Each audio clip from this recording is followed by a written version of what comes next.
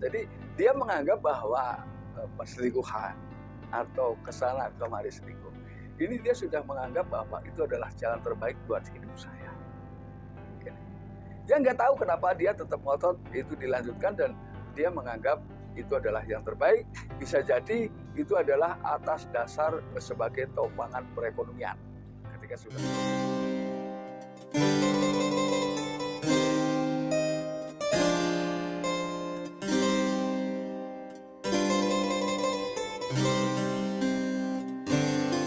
Assalamualaikum warahmatullahi wabarakatuh. Kembali lagi bersama saya Kang Kumis. Kali ini Kang Kumis kembali bersama sahabat semua.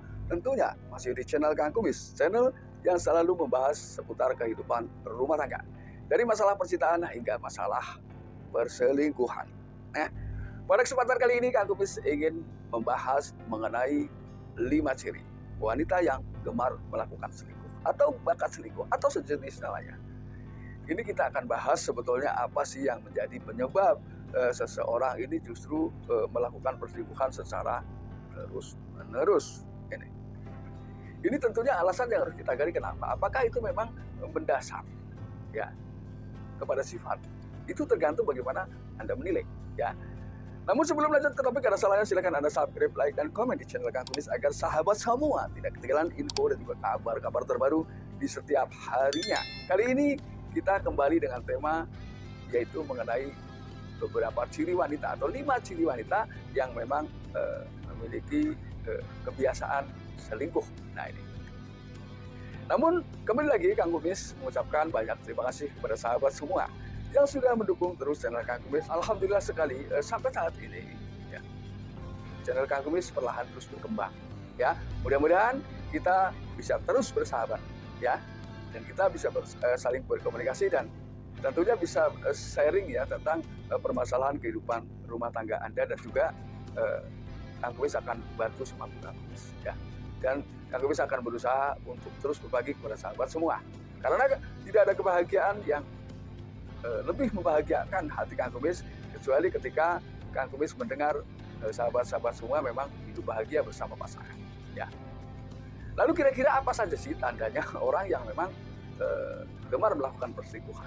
Ini biasanya terjadi secara tiba-tiba. Mungkin situasi sebelumnya memang sudah ada hal-hal yang bisa menciptakan hal itu terjadi. Yaitu yang pertama, pasangan merasa bahwa si suami ini adalah bukan orang yang setia. Nah ini kita nggak tahu penyebabnya ya. Makanya di sini kembali lagi, ketika terjadi perselingkuhan, jangan salahkan siapa-siapa. Di sini ya benar-benar Kang Kumis tidak ada maksud untuk memojokkan kaum wanita, tidak ya. Karena perselingkuhan itu juga terjadi ada pria ada wanita dong. Lalu kemudian di samping dia merasa bahwa suami adalah tipe orang yang tidak setia, juga dia merasa kurang dengan permasalahan keintiman. Ini kan berarti kembali lagi, kesetiaan dan keintiman kadang-kadang bisa menjadikan titik awal ya terjadinya perselingkuhan di tengah kehidupan rumah tangga. Maka sebetulnya dalam hidup berumah tangga, perbaiki yang dua itu ya, setia, dan juga di saat kita menjalani hubungan suami istri bisa berakhir bahagia. Ketika itu dikomunikasikan, tidak ada hal-hal yang tidak mungkin ya. Karena ketika saya tanya dengan wanita, atau bahkan ketika saya bertanya langsung kepada seorang wanita yang kebetulan menjalani hal seperti itu, dia menjawab dengan enteng, bagaimana saya nggak selingkuh ya. Kalau urusan itu saja dia sebenarnya setia juga nggak pernah. Lalu apa yang saya harapkan dari dia kalau saya nggak nyari sendiri? Ini jawaban langsung dari wanita yang kebetulan memang punya alasan kuat kenapa dia menjalani hal seperti itu. Jadi ini bisalah dijadikan tolak ukur atau bahan renungan buat kaum pria ya. Memang di sini terkesan bahwa setiap yang melakukan perselingkuhan adalah wanita, padahal tidak ya. Ini. Lalu kemudian yang kedua, karena sudah terbiasa, pada akhirnya wanita menganggap ya, sebagian wanita ini tidak semua mungkin ya, menganggap bahwa perselingkuhan itu adalah hal yang rasional, atau dianggap perselingkuhan ini adalah sudah biasa. Nah, dengan demikian maka ketika ada wanita yang memiliki prinsip seperti ini, mungkin bisa dikategorikan bahwa dia memang selingkuh gulung ya. Karena ketika dia sudah punya anggapan seperti itu, maka selamanya akan menganggap perselingkuhan ya dianggap seperti itu ya. Padahal ketika kita sudah terikat dengan tali pernikahan, tentunya itu tidak boleh dilakukan ya.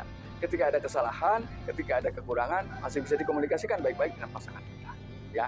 Sebetulnya pernikahan adalah sebuah tali pengikat untuk menuju hubungan yang tidak dilarang ya. Jadi kita bisa menyalurkan hasrat keinginan kita ya. Ini sesuai dengan aturan. Tentunya seperti itu ya. Jadi pernikahan itu kenapa diciptakan? Ini adalah untuk menghindari terjadinya hal-hal seperti itu. Lalu kemudian yang ketiga, alasan ini terdengar aneh, yaitu dia berusaha melakukan itu karena mungkin ya, karena ini versinya beda lagi. Dia selalu merasa bersalah dalam dirinya ya, karena bisa jadi dia tidak bisa memberikan yang terbaik untuk pasangan. Nah, namun di sisi lain dia sama sekali tidak ingin kehilangan pasangannya ya. Dia berusaha untuk berperan ganda. Artinya ketika di luar seperti itu, ketika pulang ke rumah dia terlihat setia. Nah, kalimat seperti itu ini dalam tanda kutip tentunya ada paham ya. Jadi maksudnya peran ganda ini ketika di luar dia tetap menjalani perselingkuhan mungkin ya. Ketika sampai ke rumah dia kembali menjadi istri yang terlihat setia. Nah, ini adalah tentunya kembali lagi hal-hal seperti ini sebetulnya tidak boleh terjadi ya. Karena buat apa kita punya pasangan kalau kita terpaksa masih bisa jadi merusak pasangan orang lain. Ini. Kemudian yang keempat, dia mengaku bahwa dia sudah terlanjur mengklaim dirinya buruk. Ini. Padahal buruk atau tidak, sebetulnya ya tidak ada manusia yang tidak punya keburukan. Ya, tidak ada. Tapi sebaik-baik manusia adalah manusia atau orang yang mau berusaha merubah keburukan itu menjadi kebaikan. Terus berusaha dari waktu ke waktu sehingga kebaikan tersebut betul-betul terwujud di mata Tuhan.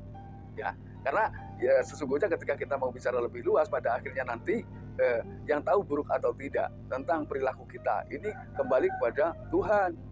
Ya. Karena apa? Baik di mata manusia belum tentu, karena itu belum tentu baik di mata Tuhan, karena itu hubungannya dengan hati kita. Ya. Jadi intinya kadang kita memang kadang suatu saat harus rela ketika terjadi. Biarlah orang mau menganggap apain kita ini apa. Yang penting hubungan kita dengan Tuhan baik-baik saja. Nah, walaupun itu sebetulnya ketika kita terpaksa harus memilih, ya, ketika kita harus memilih. Padahal yang kita harapkan kita hidup di dunia ini adalah antara hubungan antara makhluk dengan Sang Pencipta juga baik, ya. Artinya hubungan kita dengan Allah juga baik, hubungan sesama manusia juga baik. Jadi di sini terjadi keseimbangan antara hubungan baik hablum minallah dan hablum minanas, ya. Ada keseimbangan yang sebetulnya yang kita inginkan seperti itu. Tapi ketika kita harus disudutkan, harus memilih, maka biarlah orang berkata apa tentang kita. Yang penting Tuhan tidak berkata demikian terhadap kita. Jadi ketika Allah masih sayang, jangan pernah rasa takut, ya. Jangan pernah ada rasa takut karena Allah lebih tahu, ya. Karena Allah memiliki hal-hal yang di luar dugaan manusia, ya.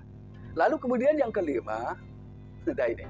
Yang kelima sebetulnya masih tetap ngotot. Jadi dia menganggap bahwa perselingkuhan atau kesalahan kemari selingkuh, ini dia sudah menganggap bahwa itu adalah jalan terbaik buat hidup saya. Dia nggak tahu kenapa dia tetap ngotot itu dilanjutkan dan dia menganggap itu adalah yang terbaik. Bisa jadi itu adalah atas dasar sebagai topangan perekonomian.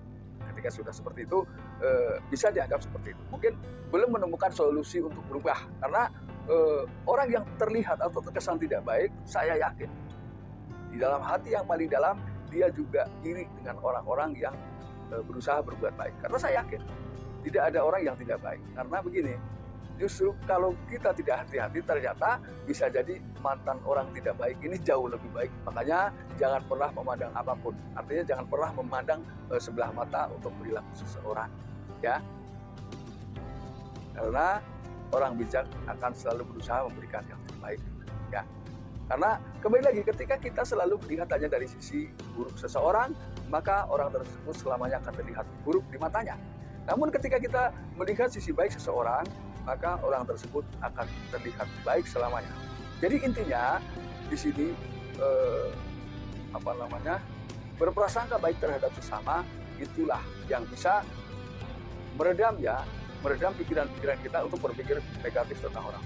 Nah, sahabat, mudah-mudahan apa yang Kang Kumis sampaikan bisa bermanfaat buat sahabat semua. Dan akhir kata, salam harmonis bersama Kang Kumis. Wabillahi taufiq wal hidayah.